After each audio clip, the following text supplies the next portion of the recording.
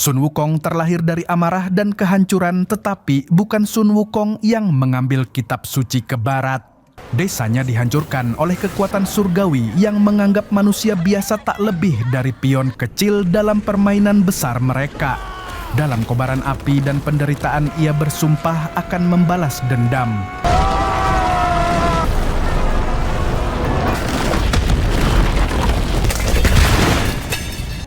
Film ini adalah perpaduan antara aksi epik, drama emosional, dan refleksi filosofis tentang makna kebebasan. Ia mengangkat karakter Sun Wukong ke dalam sudut pandang yang lebih manusiawi dan relevan dengan konflik batin modern.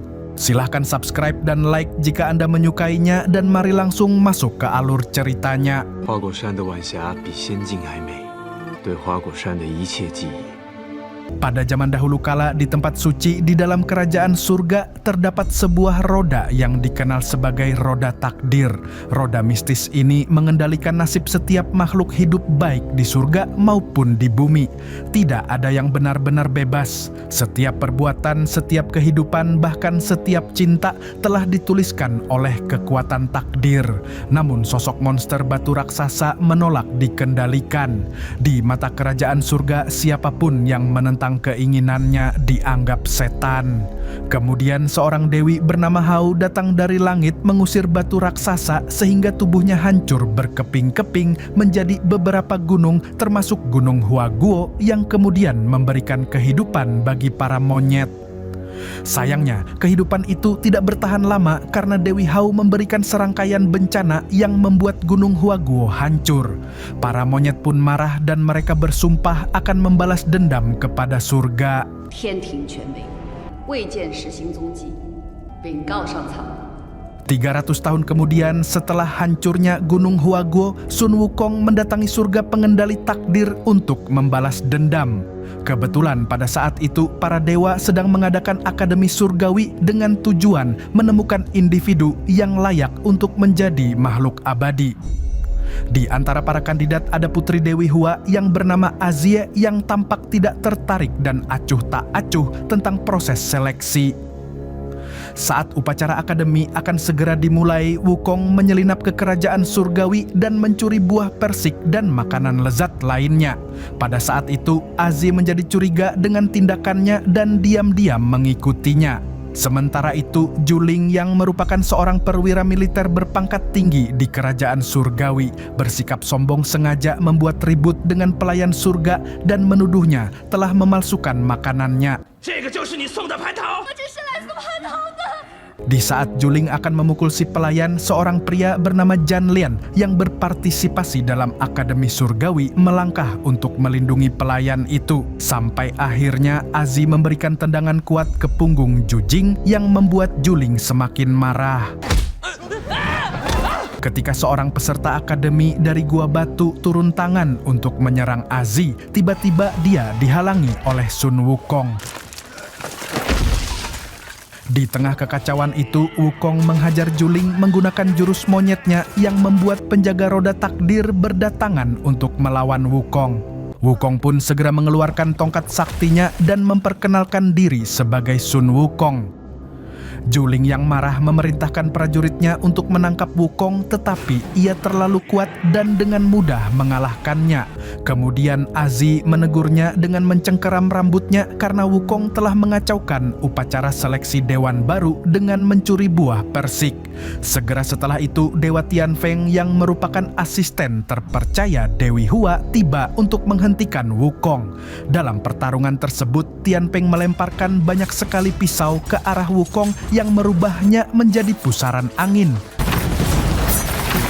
Karena merasa terpojok, Wukong pun terpaksa memperbesar ukuran tongkatnya lalu memukulnya ke arah Tianfeng, namun dia berhasil menghindar.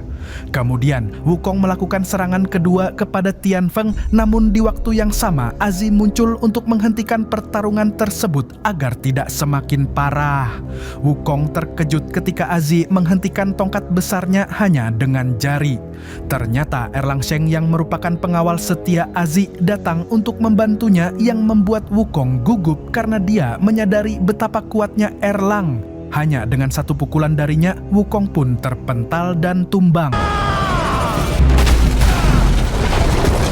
Wukong yang terkulai lemas akhirnya ditangkap dan dijebloskan ke penjara bersama Erlang. Sementara itu, Dewi Hua mencoba mencari tahu siapa yang menyebabkan semua masalah selama upacara.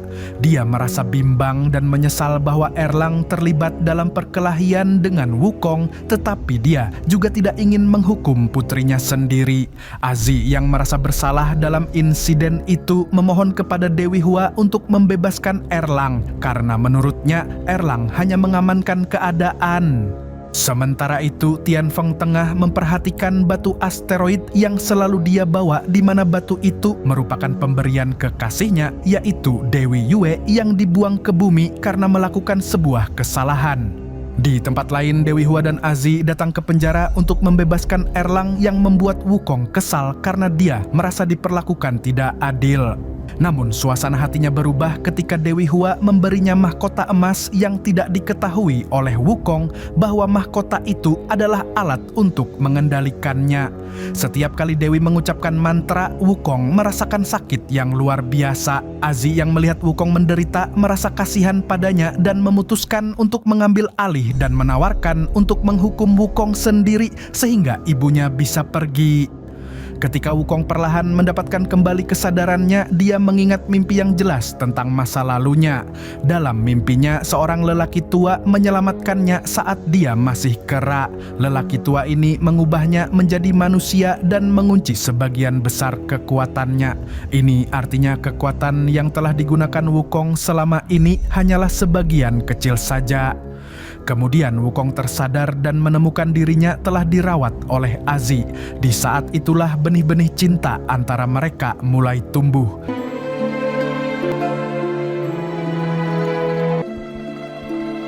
Sementara itu, Erlang menghadapi takdir yang aneh dan sulit direncanakan. Rupanya Dewi Hua ingin membuka kekuatan mata ketiga Erlang, tetapi untuk melakukan ini, dia harus melupakan semua kenangan masa lalunya, termasuk kenangan tentang ibunya dan juga Azi.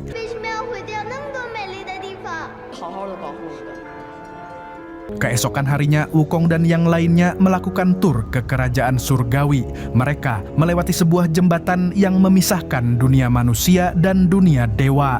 Jika ada dewa yang terjatuh dari jembatan itu, maka kekuatan dan keabadian dewa tersebut akan hilang dan akan menjadi manusia biasa. Ketika mereka memasuki ruang roda takdir, Dewi Hua menjelaskan bagaimana roda takdir bekerja dan bagaimana hal itu menyebabkan kehancuran Gunung Huaguo. Mendengar hal ini, kemarahan Wukong tumbuh dan dia dapat merasakan iblis di dalam dirinya bergerak. Untungnya, sebelum Wukong dapat bertindak lebih jauh, Azi melangkah maju dan berbicara menentang keputusan ibunya. Azi mengakui bahwa dia juga tidak pernah menyukai roda takdir yang menyebabkan lebih banyak kerusakan daripada kebaikan. Pada saat yang sama, Wukong terkejut oleh keberanian Azi, tetapi dia tidak bisa melepaskan amarahnya kepadanya karena dia adalah putri Dewi Hua. Hari berikutnya, Wukong kembali ke ruangan roda takdir untuk menghancurkannya. Tetapi di saat Wukong melewati jembatan pemisah, dia dihadang oleh Erlang bertekad untuk menghentikannya. Dalam pertarungan, keduanya saling adu senjata sampai akhirnya Tianfeng datang membantu Erlang mengikuti perintah Dewi Hua untuk membunuh Wukong. Di tengah pertempuran, Azi dan Janlin melangkah maju untuk menghentikan pertarungan mereka.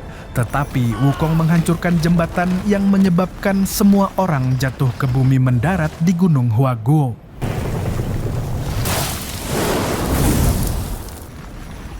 Wukong mencoba mengangkat tongkatnya, tetapi hal itu tak bisa. Mereka kembali bertarung, namun di sini mereka menyadari kalau kekuatan dewa mereka telah hilang. Lalu penduduk desa asli Gunung Huaguo datang karena mereka dianggap sebagai siluman, akan tetapi sebelum mereka berhasil masuk, awan hitam menggelegar tiba-tiba muncul. Penduduk desa panik mengira kutukan yang telah menghantui desa mereka selama bertahun-tahun akan kembali dan segera masuk ke dalam rumah. Di sini, Tianfeng melihat seorang anak kecil menangis sendirian di luar. Saat awan siluman bergerak ke arah anak itu, seorang wanita cantik tiba-tiba muncul. Ternyata wanita itu adalah Yue pacar Tianfeng yang dibuang dari kerajaan surgawi dan telah tinggal di bumi. Tianfeng pun segera keluar menyelamatkan keduanya, namun dia terseret oleh kekuatan awan siluman. Beruntungnya Wukong dan Erlang berhasil menangkap Tianfeng. Lalu Azi membantu mereka dengan menembakkan panah es milik Juan Lian ke arah siluman yang akhirnya Tianfeng berhasil diselamatkan.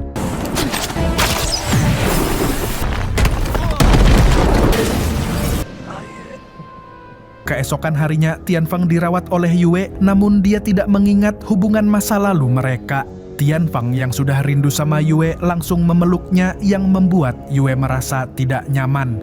Kemudian Yue menjelaskan bahwa dia telah kehilangan ingatannya dan tidak dapat mengingat apapun karena dia dibuang dari kerajaan surgawi. Di sisi lain, Wukong dan Erlang terkejut saat terbangun mendapati dirinya diikat dengan tali oleh Azi untuk menghentikan pertengkaran mereka. Azi menjelaskan bahwa dia membutuhkan bantuan mereka untuk mengalahkan iblis awan yang telah menyebabkan kekeringan yang mengerikan di daerah tersebut. Setelah berupaya meyakinkan Wukong dan Erlang, akhirnya mereka setuju untuk membantu penduduk desa. 我现在想要这里开满鲜花。二郎哥，我记得你跟我说过。 Kemudian mereka bersama-sama membuat rencana untuk menggelapkan langit menggunakan potongan kain besar dan menggunakan senjata pembeku. Meskipun demikian, mereka masih harus menunggu saat yang tepat untuk bertindak. Sebagai tambahan, siluman awan akan muncul kalau cuaca sedikit gelap. Oke, lanjut. Pada hari berikutnya semua perlengkapan telah siap dan seperti yang diharapkan, sosok siluman awan muncul dengan hembusan angin yang sangat besar. Penduduk desa pun sangat panik dan langsung masuk ke rumah untuk bersembunyi. Namun salah satu penduduk terkena sedotan siluman awan. Wukong pun segera bertindak dan dengan bantuan para warga, dia pun berhasil diselamatkan. Kemudian Erlang dan para warga lainnya lalu memulai menembaki siluman dengan senapan es. Wukong mengambil posisi di meriam es dan menembakkannya ke arah siluman awan sehingga siluman tersebut membeku dan lalu jatuh ke perangkap yang sudah disiapkan. Tak lama setelah siluman tertangkap, tiba-tiba langit terbuka dan hujan deras pun turun. Penduduk desa yang menyaksikan hal ini merasa sangat gembira. Meskipun kemenangan telah diraih, namun Tianfeng merasa sedih karena Yue masih tidak mengingatnya. Tianfeng tidak bisa mengabaikan perasaan cintanya dan memutuskan untuk memberinya kalung batu yang menyala sebagai simbol cintanya tak tergoyahkan. 这次换你帮我戴上。 Sementara itu, Erlang bertemu dengan seorang ibu-ibu yang mengaku kalau anaknya mirip dengan Erlang. Ibu tersebut bercerita kalau anaknya sudah lama menghilang entah kemana, sedangkan Wukong dan Azie terlibat pembicaraan yang romantis. Di sini, Wukong akhirnya mulai menyadari kalau Azie memang benar-benar mencintainya. Di tempat lain, yaitu di surga, Dewi Hua menyuruh prajuritnya untuk menghabisi seluruh penduduk desa. Pada malam harinya, penduduk desa berkumpul bersama merayakan kemenangan melawan iblis awan. Tetapi Jan Lin merasakan sesuatu yang aneh saat partikel es mulai terbentuk di udara. Ia melihat prajurit surgawi yang tiba-tiba ada di sana dan menyerangnya. Prajurit tersebut mengubah butiran salju menjadi senjata, kemudian menembakkannya ke arah Jan Lin, sementara orang-orang panik dan berlari mencari tempat berlindung. Di tempat lain, Yue dan Tianfeng juga dikejar-kejar oleh prajurit surgawi dengan menembakkan puluhan salju runcing yang membuat mereka terjatuh. Tak lama kemudian, Wukong dan Azi bergegas untuk membantu, tetapi sudah terlambat. Penduduk desa termasuk Jan Lin terbaring tak bernyawa. Erlang juga tiba di sana dan terkejut dengan apa yang terjadi. Dipenuhi amarah dan kesedihan, Wukong menyerang prajurit surgawi, tetapi hal itu sia-sia karena dia tak lagi memiliki kekuatan dewa. Wukong pun dihujani puluhan salju runcing yang membuatnya tak berdaya.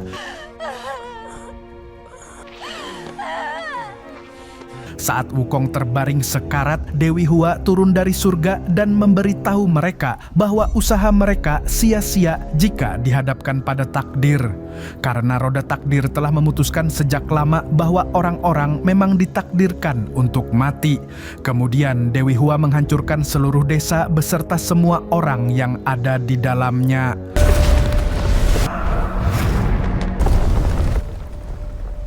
Setelah kejadian itu, Azi dihukum oleh ibunya karena telah membantu Wukong dan tidak mematuhi perintahnya. Erlang yang telah menerima keputusan surga memberitahu Azi kalau mereka salah karena tidak menaati takdir dan mencoba menyelamatkan orang-orang. Dia juga memberitahu Azi bahwa Wukong juga dipenjara tetapi lebih memilih menanggung rasa sakit daripada menerima kematiannya. Azi terkejut dan memohon agar membiarkannya melihat Wukong. Erlang setuju dan menyarankan Azi untuk menyembunyikan perasaan yang sebenarnya agar Wukong menerima kematiannya dengan tenang. Azi yang patah hati pun bertekad pergi ke sel Wukong dan segera berpura-pura marah dan membencinya. Tetapi melihat Wukong yang merasakan kesakitan yang luar biasa, sulit bagi Azie untuk mempertahankan aktingnya. Wukong yang percaya Azie benar-benar membencinya menutup mata dan bersiap untuk menerima kematiannya, dan perlahan tubuhnya mulai berubah menjadi debu.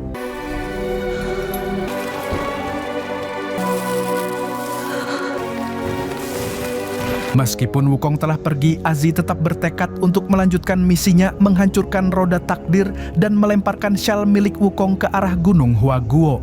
Sementara itu, Dewi Hua membantu Erlang membangunkan mata ketiganya dan melepaskan keinginan duniawinya.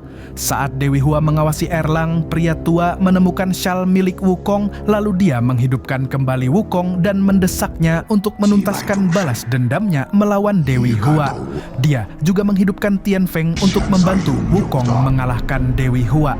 Tidak lama setelah itu, Wukong mengambil tongkat raksasanya dan kembali ke wujud aslinya, yaitu siluman kera. Lalu Wukong memanggil siluman awan dan menungganginya untuk mencapai kerajaan surga.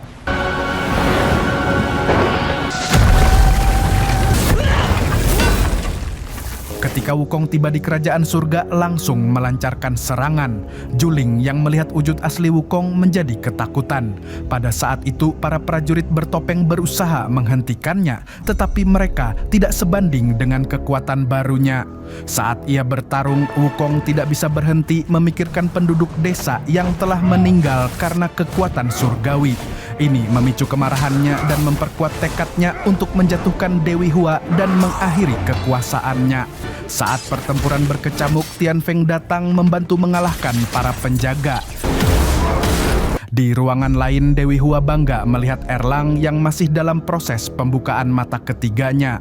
Di saat itu pula, Azi datang dan mencoba untuk menghancurkan roda takdir, akan tetapi Dewi Hua menghentikannya, yang kemudian mencekik Azi lalu melemparkan anaknya itu yang kemudian ditangkap oleh Wukong.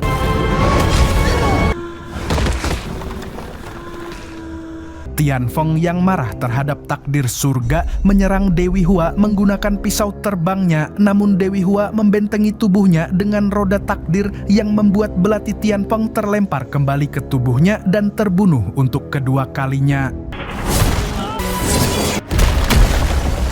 Melihat hal ini, Wukong berusaha menghancurkan perisai pelindung Dewi Hua dan terlibat dalam pertarungan sengit dengannya. Di tengah pertarungan, Erlang muncul dan langsung menyerang Wukong dengan kekuatan barunya. Masing-masing di antara mereka mengeluarkan semua kekuatannya dalam pertarungan, akan tetapi kekuatan Erlang begitu luar biasa. Setelah itu, Erlang didatangi roh Azi yang meminta agar Erlang menghentikan perbuatannya. Erlang yang tersentuh hatinya pun menangis dan memutuskan untuk menutup mata ketiganya, yang membuat Dewi Hua marah dan berubah menjadi kesatria raksasa, namun Wukong tetap tak kenal takut. Didorong oleh dukungan Erlang, mereka bersama-sama bertarung dengan sengit, bertekad untuk menghancurkan roda takdir. Pertarungan berlangsung lama dan brutal dengan kedua belah pihak melepaskan serangan terkuat mereka, tetapi Wukong dan Erlang menolak untuk menyerah.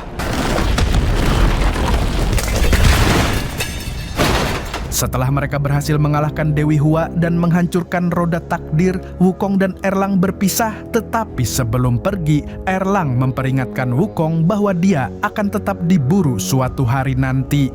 Erlang menggantikan Dewi Hua menjadi penguasa baru di surga, sedangkan Wukong kembali ke Gunung Huaguo dan film pun berakhir.